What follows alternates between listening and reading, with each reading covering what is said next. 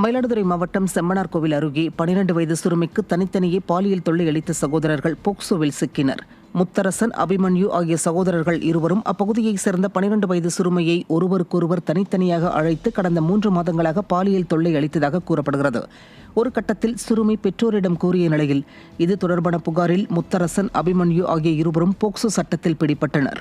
செயலற்ற திமுக ஆட்சியில் பாலியல் குற்றங்கள் நாளுக்கு நாள் அதிகரித்து வருவதாக பொதுமக்கள் குற்றம் சாட்டுகின்றனர்.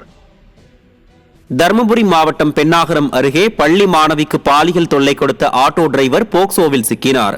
பாப்பாரப்பட்டி பகுதியைச் சேர்ந்த 15 வயது மாணவி 11ஆம் வகுப்பு படித்து வந்தார்.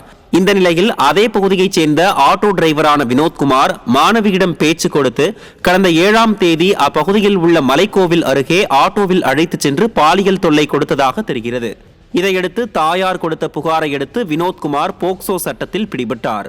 மேலும் அவரது ஆட்டோவும் பறிமுதல் செய்யப்பட்டது. திமுக ஆட்சியில் நாள்தோறும் பெண்களுக்கு எதிரான வன்கொடுமைகள் அரங்கேறும் அளவிற்கு தமிழகத்தில் சட்ட ஒழுங்கு சீர்கெட்டுள்ளதாக பொதுமக்கள் குற்றம் சாட்டுகின்றனர்.